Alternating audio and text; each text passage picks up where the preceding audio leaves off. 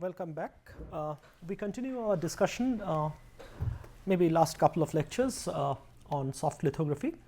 We have been talking about different patterning techniques for a while. First we got started with photolithography, and then for the last three lectures we have now been talking to the more polymer specific soft lithography methods. If you remember, in the last lecture we talked about a specific technique which goes by the name mimic or micromolding in capillaries, which is a very versatile technique discovered around mid 90s by Whiteside's group. And one of the things that I mentioned as advantages, one of the key advantages of mimic, which majority of the other patterning techniques are unable to handle.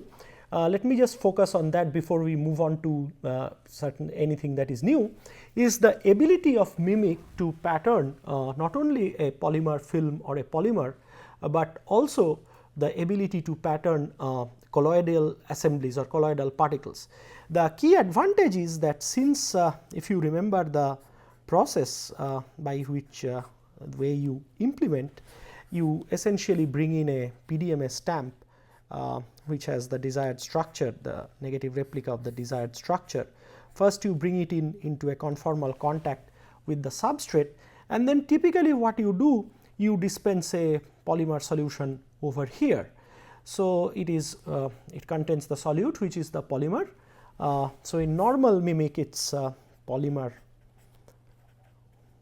solution which contains the polymer as the solute and the solvent. So because of the capillary driven flow through these micro channels, there is a pattern replication or there is gradual mold filling because of the flow of the solvent.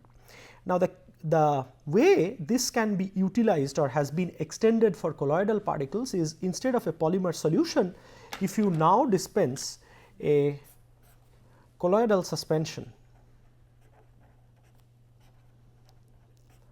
then essentially the dispersing media or the liquid in which the colloid is suspended plays the same role as that of the solute, and that starts to flow along with the microfluidic channels performing or undergoing the mold filling operation, and eventually what you can get is a nice array of colloidal particles which get deposited only over the locations at which this flow has resulted. So eventually if you disperse or if you dispense a colloidal solution over here, what will happen? The colloidal solution will flow only over these regimes, and you will have isolated zones or stripes containing colloidal particles like this. Let me remind that whatever soft lithography or lithography techniques we have discussed so far, none of the methods has the potential to use or to pattern colloidal particles, because of the fact that most other methods, forget about photolithography which requires a significantly different hardware, even soft lithography techniques which we have already discussed like nano imprint lithography, you initially require a film and you pattern only by embossing on that film. So the moment you are talking about a colloidal suspension, for example, the best you can do is to spread it on the surface of a substrate, and then when you bring in the stamp, the problem will be that there will be some particles, colloidal particles, which will be at the locations where the stamp protrusions come or try to come at a conformal contact. So these areas will act as hindrance and will prevent formation of patterns. So that way mimic offers this unique advantage in the form of allowing the ability or offering the ability to pattern colloidal suspension. The other real advantage is that we have already talked about the presence of the remnant polymer layer while discussing nano imprint lithography. That is, when you bring in the stamp in contact with the film,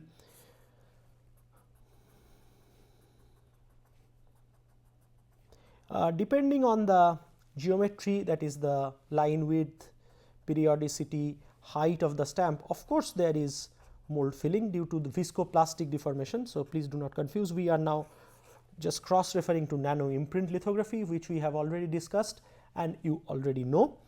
But the critical issue is, even if there is mold filling and there is flow of polymer from these zones.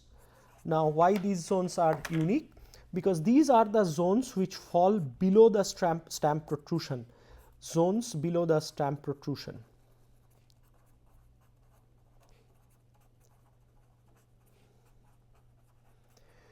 So, in spite of having a significantly nice pattern replication, in most cases what happens is this: you have,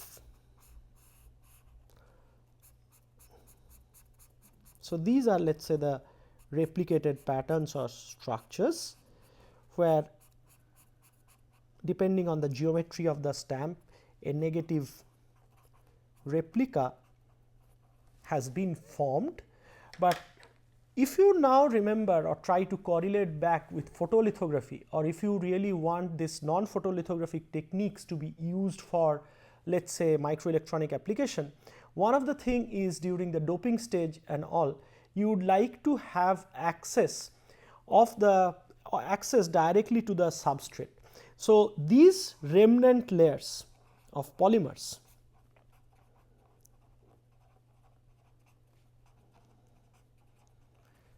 prevent that direct access.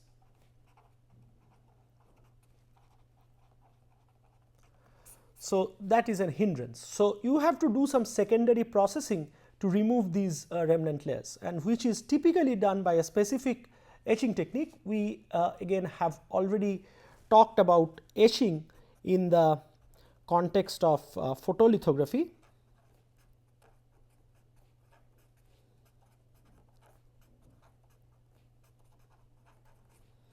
But there we had the advantage of working with an exposed polymer, which means that parts of the polymer had already become stiffer or have already worsened, depending on whether you are using a positive or a negative photoresist layer.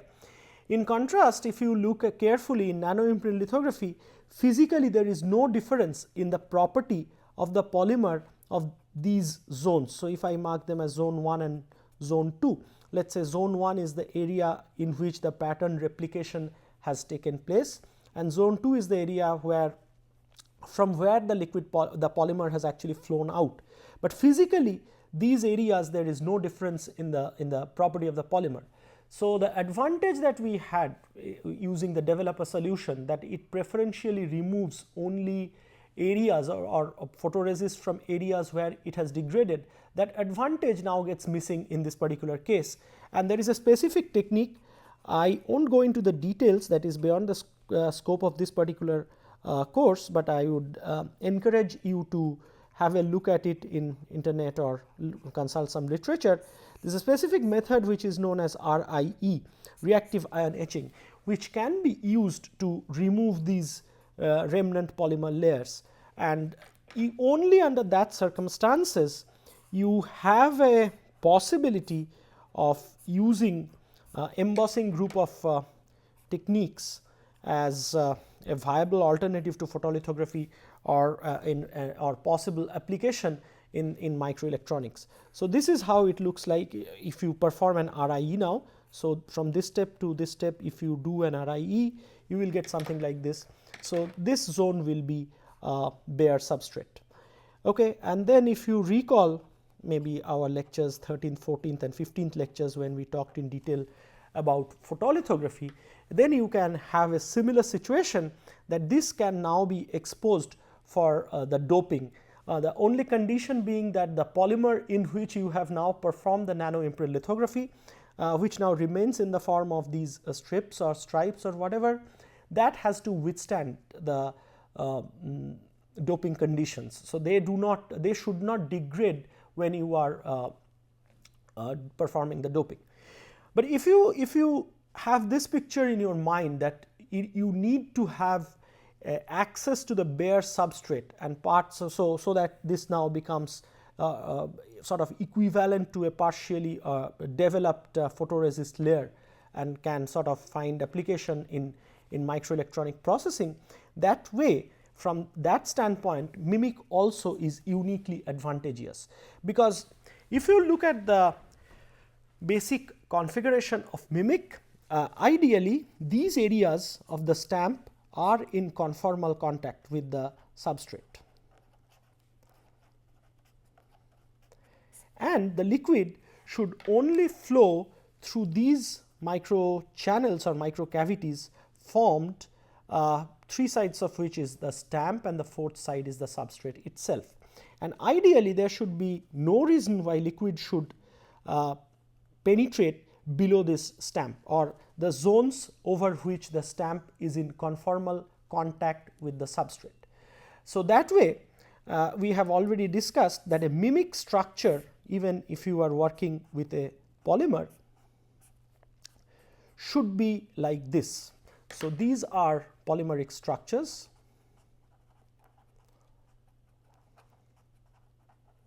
and these zones are of course bare substrate. So in a well performed MIMIC experiment, this is already, you can find the advantage that there is no need to sort of go for a secondary processing like RIE. Okay. So there is a possibility, so let us write it down neatly, that in NIL, or as we will also see that the same thing is valid in CFL, which we are going to discuss today, maybe in this lecture or in the next lecture, as patterned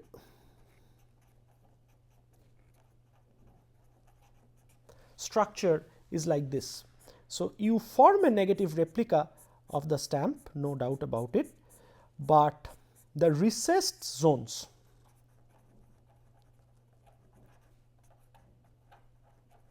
they contain the remnant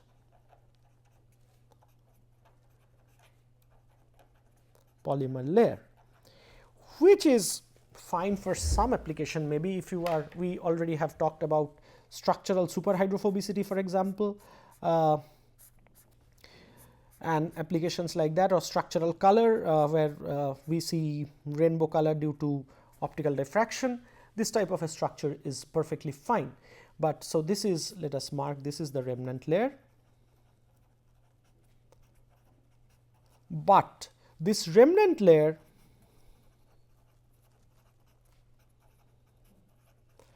hampers the utility of these structures in microelectronic fabrication.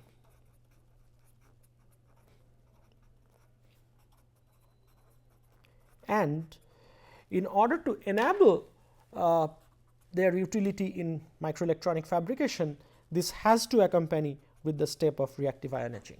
Okay, so that's a limitation. So you are adding another complicated hardware element to your whole process, which makes the process cumbersome, costly, all these associated problems are there. Now in contrast, if you now look at MIMIC carefully again, so here is a possibility now what MIMIC offers you, and only MIMIC offers, no other technique, as we already know nanoimprint lithography and we will discuss other lithography methods can offer. That is, this is the as pattern morphology,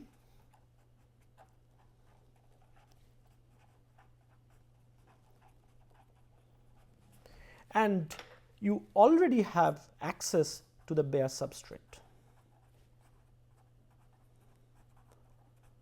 So one key advantage would be no remnant layer.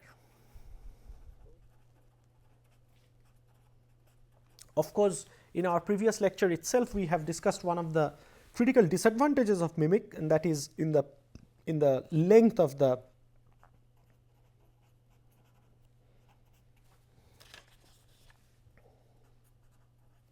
feature, because longer the capillary length is, the driving force for the capillary flow will gradually reduce, and there will be a dearth of driving force for mold filling. But if you forget that, in principle there is a possibility that Mimic can give you standalone isolated polymer structures or isolated structures with no remnant layer. But this is important to note that this is easier said than done, because under practical conditions what many times happens is the liquid, if the contact between the, okay, I will draw it fresh, if the, so we revisit the configuration. So, this is the stamp,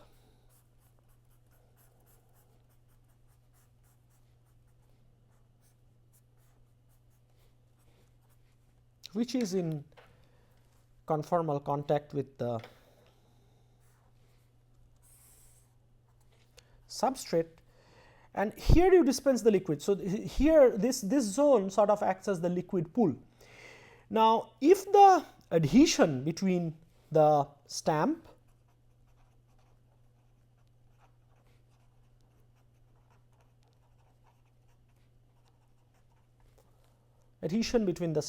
and substrate is not very good, then what happens is liquid, in addition to flowing along the micro channels, also sort of starts spreading through the bottom of these stamp, or in other words it sort of dislodges the stamp from the substrate and sort of fills in the zone between them. So, this is often referred to as the case of flooding. This is very commonly encountered if you do not have your solvent concentration right, or if your processing condition is too humid, which sort of prevents a good conformal contact between the stamp and the substrate. If you have impurities in the form that along the, so some dust particles or some irregularities are there which prevent conformal contact between the stamp and the substrate, and sort of offer micro cavities through which this type of a cross flow is encouraged or takes place. Then what happens is that the whole idea of having a remnant layer free pattern from Mimic gets spoiled. So, this is something one has to very carefully examine or keep in mind while performing micromolding in capillaries. And so, here are the, so as a final winding up. So, this is one of the very nice, very novel techniques which can be used for polymers, but its utility is not only limited to polymers.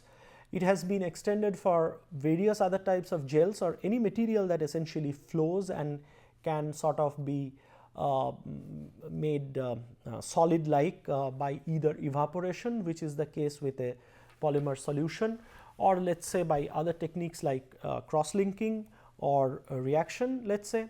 And Mimic therefore has been rather extensively also been used for inorganic gels or sol gels for making nano and mesoscale structure on ceramics, ceramic films and surfaces. And what we have highlighted right at the beginning of this particular lecture is that Mimic has also found utility in patterning of colloidal suspensions. Okay. So, with that we sort of move on to the next technique, which is one of the extensions of Mimic, you can say, which is known as solvent assisted micromolding. Here if you look at the experimental configuration, it is quite similar to Mimic, but the key advantage or the key difference between Mimic and the Samim is the fact that in Mimic you bring in your stamp with direct contact with a bare substrate, as we have already shown here, and you dispense the solvent as well as the polymer over this open sides of the stamp geometry. So, the other thing, if you remember in the previous class we talked that in order to implement Mimic, it is absolutely essential that every part of the structure you want to make is somehow interconnected, okay? So that the liquid or the solution can flow from the edges right down to the center of the pattern you want to make. So, a quick example can be, let us say you want to make some structures like this.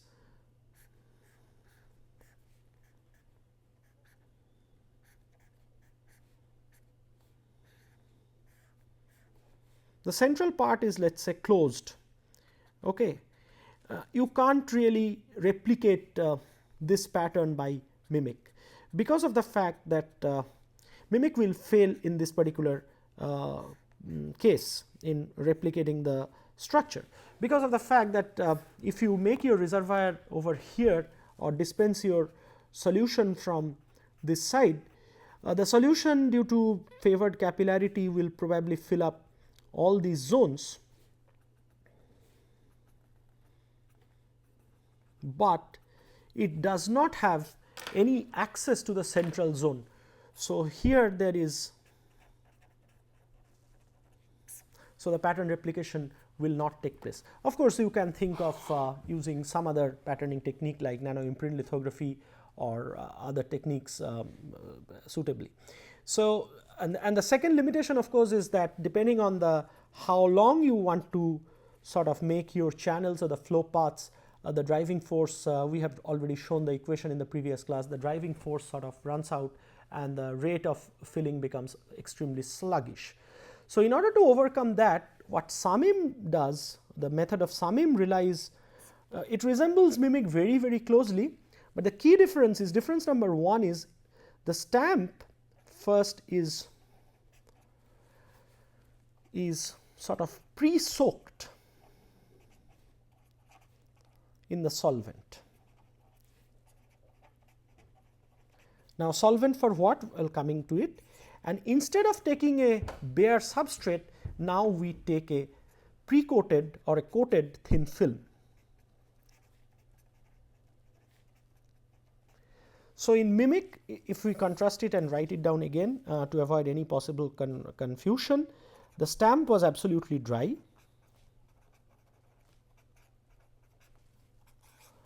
and it was brought in conformal contact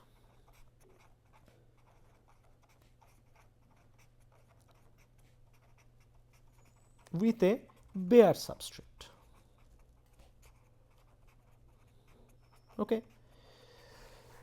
Here what is done is the stamp is already pre-soaked with a solvent and it is coated with a film. Now, the question, natural question that will come to your mind is that it is pre-soaked with a solvent of what? Now, it is pre-soaked in a solvent, in a liquid which is a good solvent for the film material.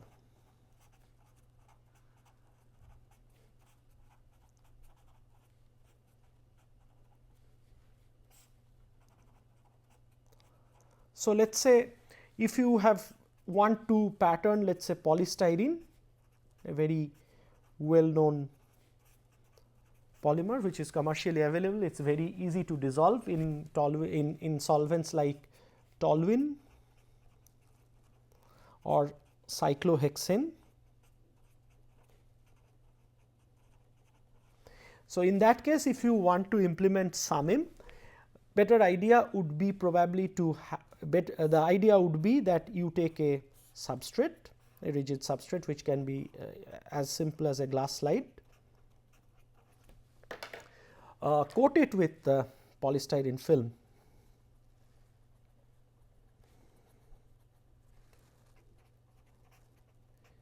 and you have the stamp somewhere,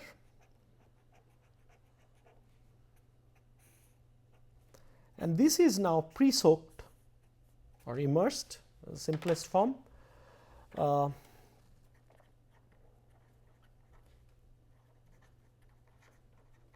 in a solvent, and now since we know the polymer, we can be more specific. So, it can be, let us say, toluene. So, what you do now, you can see we have a, if you look at the cartoon, we have a wet mold with the solvent. So, we have a wet mold and placed on the film. So, you already have a film, polymer film, as we have talked about, and the solvent. So, as you transfer the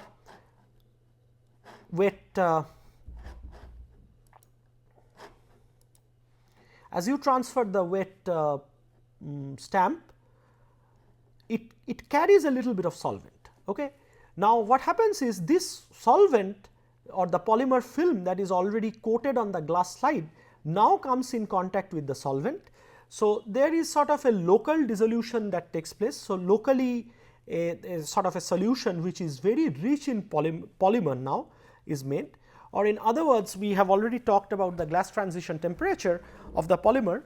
So, what happens is because of this contact with the solvent layer locally, there is an in situ reduction of the glass transition temperature of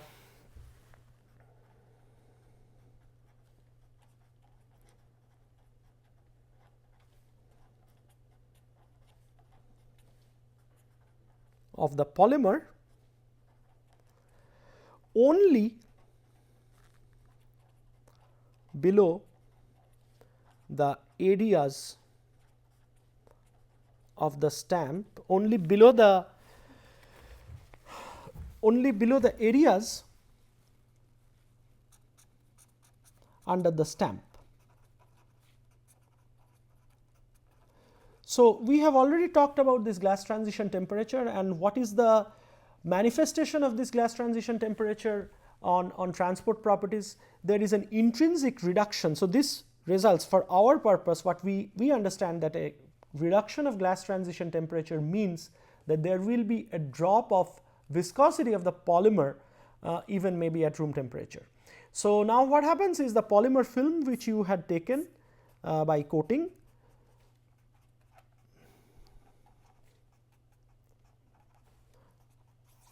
which was solid like at room temperature, a sort of a frozen in solid, frozen in liquid. Now, it comes in contact with a wet stamp which is soaked. So, soaked with a solvent, with a liquid which is a solvent for the polymer. So, this solvent now comes, or the polymer now comes in contact with the solvent, it sort of locally dissolves.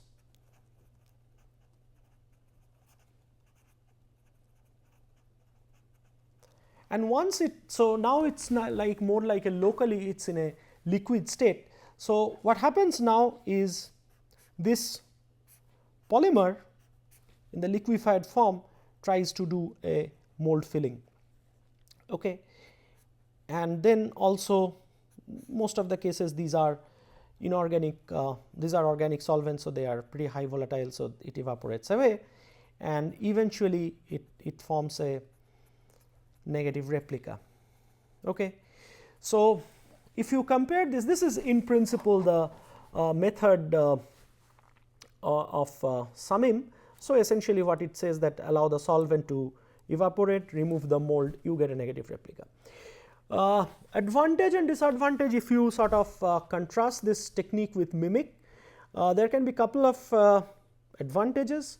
One of the major advantages is that unlike mimic, where in order to sustain the flow, one typically takes a dilute solution of the polymer.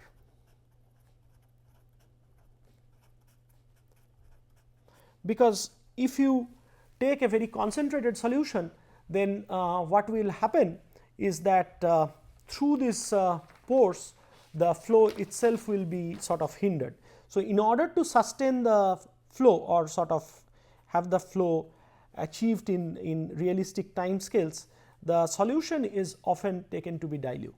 So, what is the problem of that? We have discussed in the previous class itself that since the after mold filling the structures you have is rich in solvent, and when you allow the solvent to evaporate, there might be significant shrinkage of the feature dimension.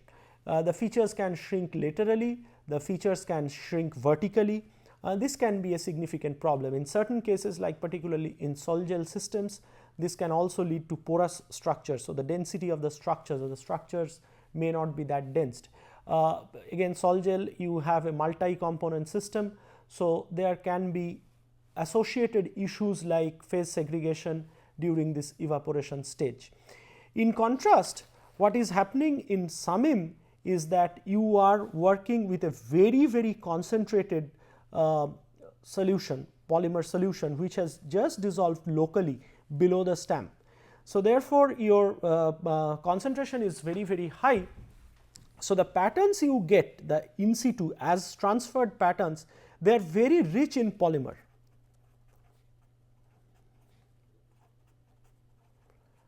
And the solvent content, so this is now sustainable because of the fact that you do not require this long flow of the liquid as what is necessary in mimic. In contrast, your liquid flow path is only limited at the length scale of each feature, which can be a few hundred nanometer, maybe maximum couple of microns, a few microns, as compared to macroscopic length scales at times, let us say 500 micron, 1 millimeter or 5 millimeter, even 1 millimeter width of a stamp is too less to handle. So for realistic things, you might be actually making a stamp which is 10 millimeter long.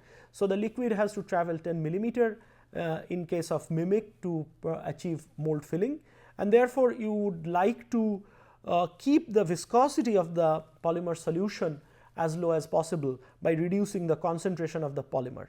In contrast, here you do not control the polymer concentration. All you do is you take a thin film and you place the stamp.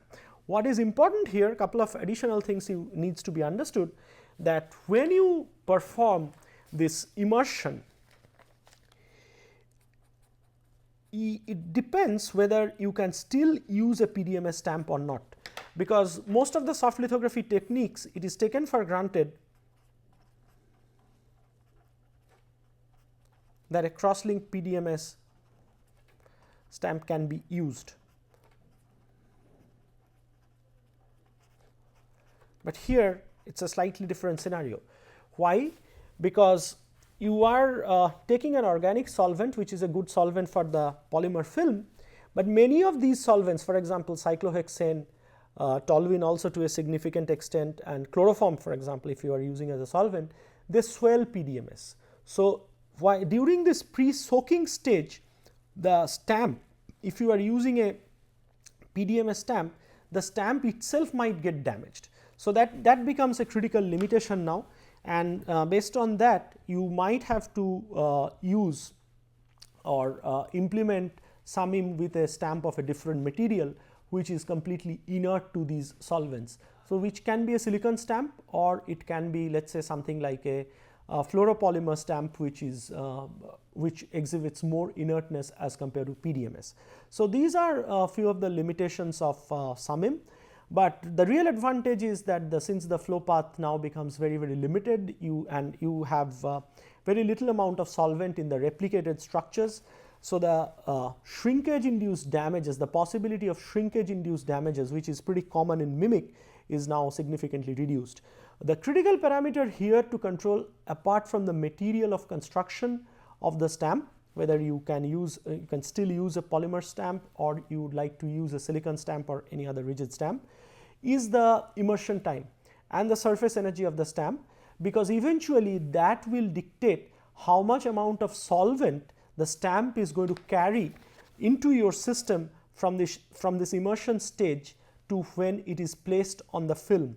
So if you have a stamp surface which is extremely solvophobic, so this is something it should make sense to you now, because you understand this particular term, a surface that does not like water.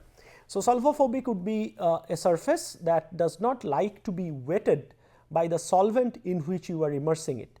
So if you have a solvophobic surface, for example, that will sort of allow you, or that will result in very little amount of solvent getting transferred from the immersion bath. Let us say we mark this as immersion bath. So very little amount of solvent will be transferred from the immersion bath onto the film. So if very little amount of solvent comes, this will be able to locally dissolve very little amount of the polymer, and therefore your pattern replication might be significantly hindered. In contrast, if you take a solvophilic stamp, that is the stamp surface prefers to remain wet by the polymer, by the solvent you are using, then it is perfectly fine, because when you transfer the stamp from the immersing bath onto the film surface, it is likely that there will be a nice layer of the solvent, and this solvent will then come in contact with the polymer film.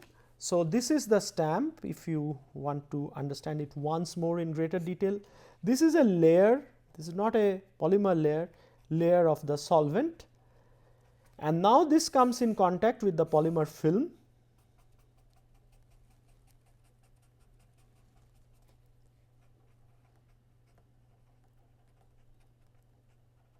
So, once these two are in contact, then this entire amount of the solvent that is present here, or that has been carried from the immersion chamber onto the film, is utilized in locally diluting the polymer film, and which then prefers or helps in the pattern replication process. So, the critical thing to control under actual experimental conditions is the wettability of the stamp, or the duration over which you would like to keep your stamp immersed in the immersion bath, so that indirectly you control how much amount of solvent you intrinsically want to transfer onto the film surface, which is available for the in situ pattern replication. Okay. So, this is a very nice concept that has its origin in MIMIC, but sort of removes several disadvantages which are associated with MIMIC. But then looking back, we highlighted one of the specific aspects of MIMIC right at the beginning today, is that its ability to pattern colloidal suspension. If you now think of the protocol of SAMIM, for example, it is almost impossible to handle colloids.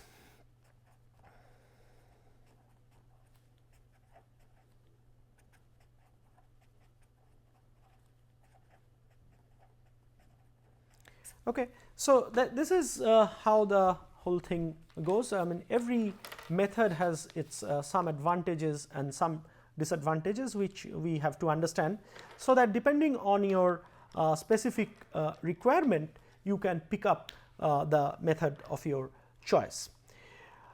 The subsequent method, which is in some way it's unique because of the fact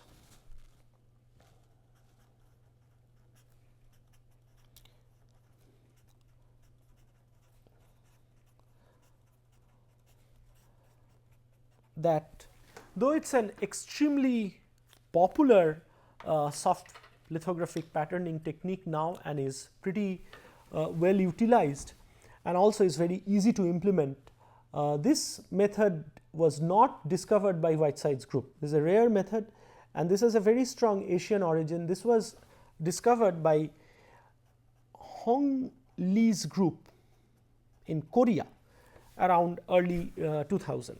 So, similar to micromolding in capillaries, which also takes advantage, which relies on capillary driven flow, CFL also relies, the heart of CFL relies on capillarity, but it is utilized in a completely different fashion. In a way, the way we have discussed makes much more sense, because of the fact that CFL is closer to SAMIM in many ways. But SAMIM, one of the real implementation problem, if you look carefully, was the step involving the pre-soaking of the stamp, because the amount of solvent that is made available onto the film surface for the pattern replication is entirely governed, or is entirely due to the stamp. I mean, so you wet the stamp, you take it out from the immersion chamber, you place it on the film. You have no direct control on how much amount of solvent is going to get transferred from the solvent chamber, the pre-soaking chamber, onto your stamp surface, which is a big problem, because ultimately the amount of solvent that is available to you is going to decide in many ways as to how much amount of film is getting dissolved, and what will be the local viscosity of the system, and whether what type of structure you are going to achieve. So, in other words, if you have very little amount of solvent that is getting transferred, very little amount of polymer will get dissolved, and consequently there might be inadequate pore filling or mold filling, and the pattern property or the pattern quality might be affected as a consequence of that. CFL tries to remove some of these problems which are associated with SAMIM, and what it does is that it sort of relies on the fact that you have a stamp,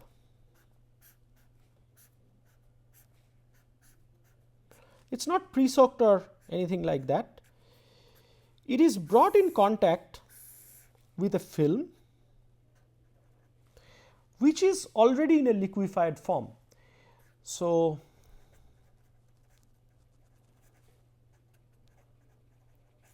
by film we mean a polymer thin film which is already in a liquefied form, and this liquefaction or liquefaction is achieved, as we all know, it can be achieved by two approaches.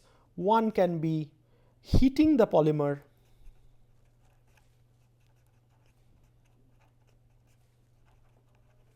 to a temperature greater than the glass transition temperature, which sort of results in 4 to 5 orders reduction in viscosity.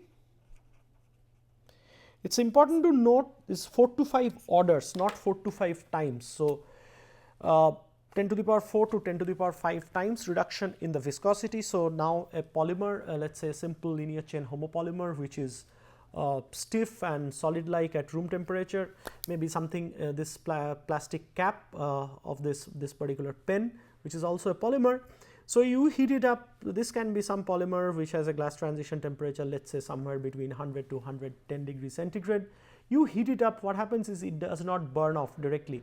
So, polymer in most cases the constituents are carbon and hydrogen. So, if you burn it off, eventually it will burn off producing carbon dioxide and water, but that does not happen if you moderately heat it to some temperature, let us say 120, 130 degrees centigrade. Instead what happens is that it becomes soft, and this softness is associated with nothing but this reduction in viscosity what we are talking about.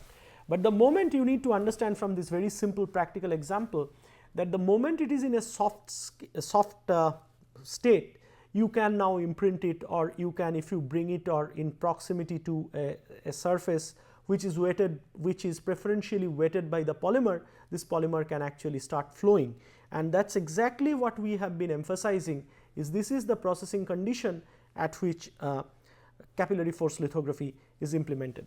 So, what is done is this is a stamp, and here you have generally have no restriction of using a PDMS stamp, and you have this polymer film which is either heated beyond its glass transition temperature or is exposed to its own solvent vapor. This is another technique. I think we in one of our earlier classes have already discussed about this specific method. Solvent vapor exposure, what it does is that the solvent molecules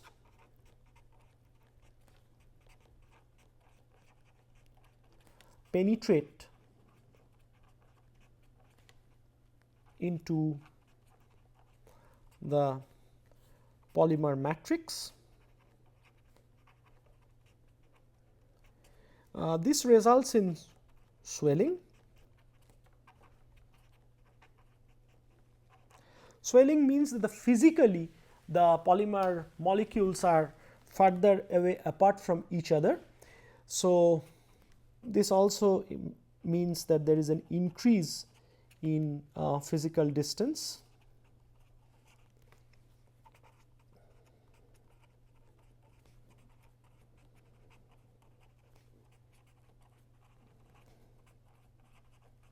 Molecules. This now results in a reduced cohesion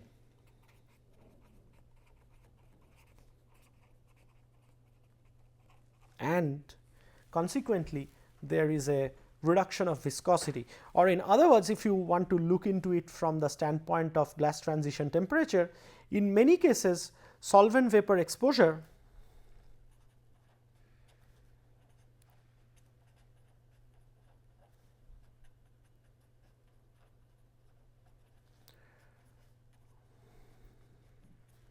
results in lowering of the Tg and often to sub room temperature.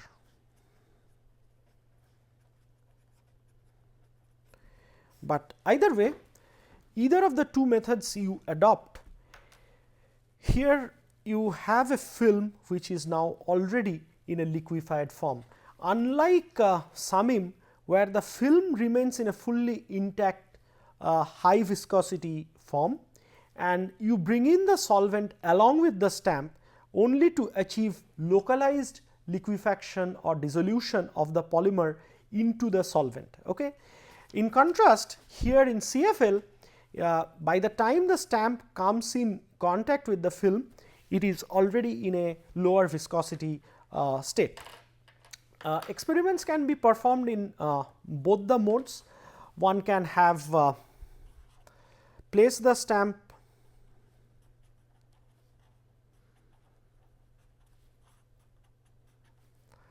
in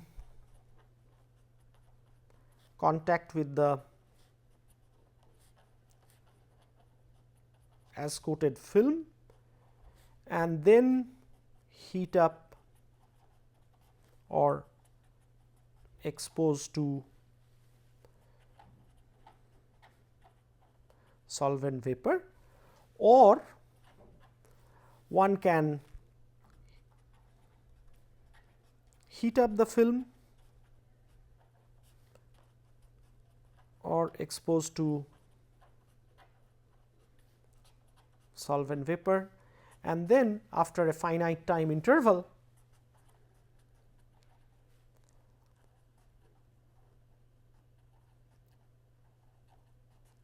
can place the stamp.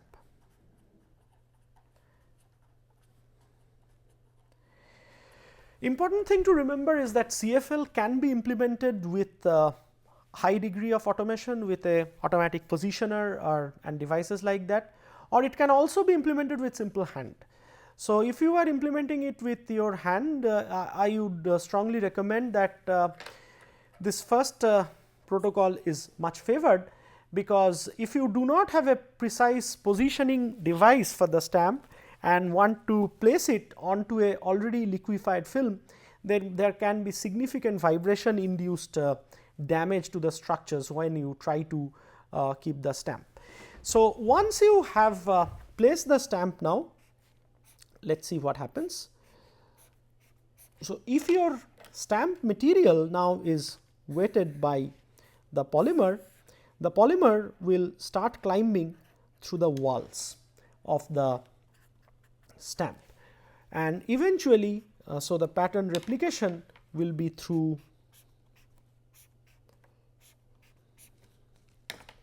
different stages, like first it fills up the walls, and then once the walls are filled up, it starts spreading from the top, and eventually if there is adequate amount of polymer, then complete mold filling takes place. I will repeat the pattern replication sequence depending on the wettability of the stamp. First, the polymer or the liquid starts rising along the walls. This in order to have this, so this flow is a passive flow, it is the capillary driven flow.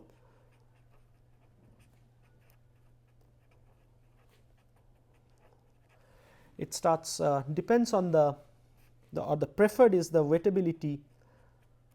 The stamp should be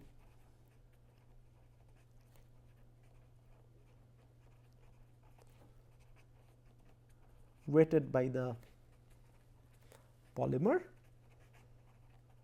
and first it starts rising from the sides, then eventually it takes a meniscus like this.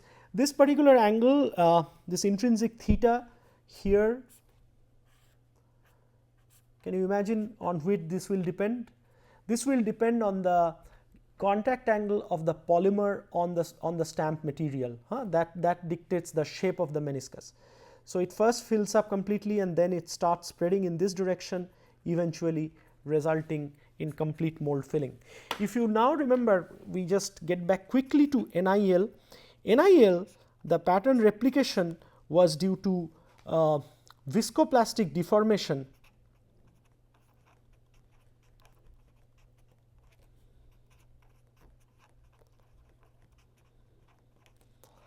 of a molten polymer layer, and therefore, the pattern replication, if you now refer back to some of the older lectures, started like this. So, the flow was from the center because the liquid was sort of pushed away from both sides because of the stamp which was getting pushed in, and the stamp, if you remember, the stamp was moving in this particular direction, the liquid because of mold filling was moving in the opposite direction. So, there was one significant negative side of NIL that we have highlighted to some extent, was significant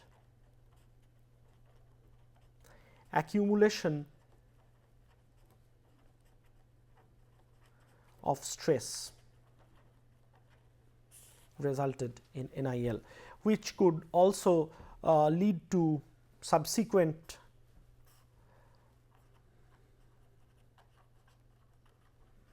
structure damage. In contrast, so in capillary force lithography, the level of stresses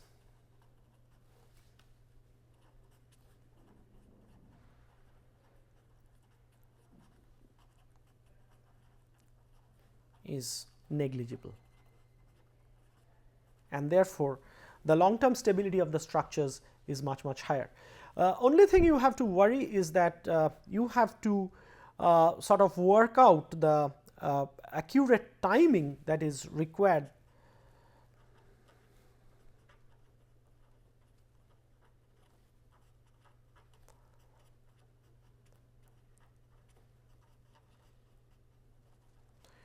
for, because you have to understand that you are dealing with a only a polymer melt, and you are not applying any external pressure from outside like NIL, so that you sort of force your liquid out. So, all you are relying is a capillary driven flow of a high viscosity liquid at room temperature.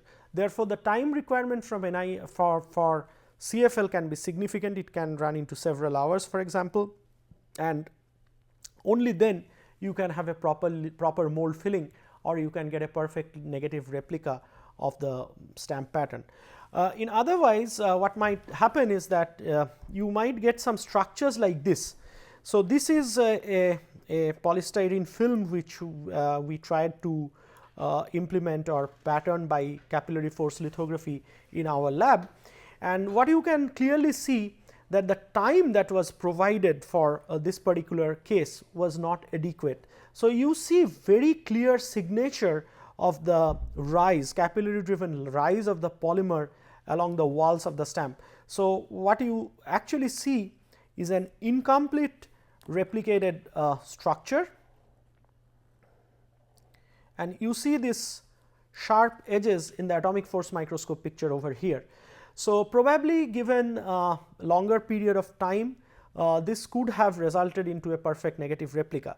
Of course, the other thing you need to understand is the thickness. Film thickness is also very important, and if the film is not adequately thick, what we mean by not adequately thick is there is not enough polymer to achieve complete mold filling, then also one can get incompletely replicated structure, and an incompletely replicated structure would invariably contain sharp edges like this.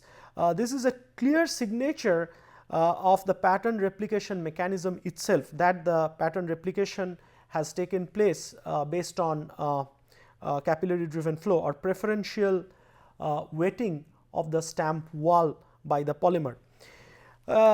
Before we end, I would just like to remind that in most cases a PDMS stamp is used for capillary force lithography also, and PDMS by itself, a cross-link PDMS or Silgard, is a low surface energy material. So, very often it exhibits partial wettability, not very good wettability towards many other polymers. So, that you understand that for CFL one of the key requirements is that the stamp should be as wettable by the polymer as possible.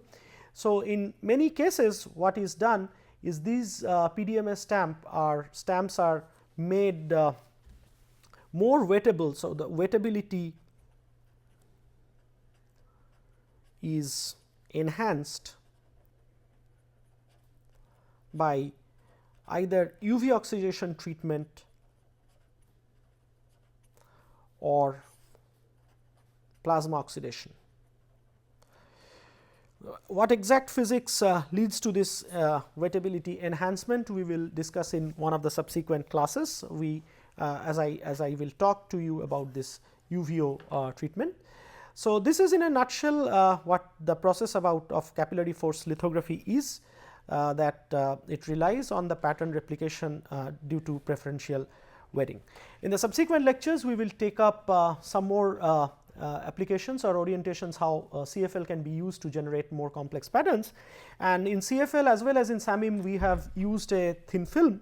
So, we need to discuss a little bit about this thin film coating procedure, which is spin coating, as we have already talked, but in greater detail. Thank you.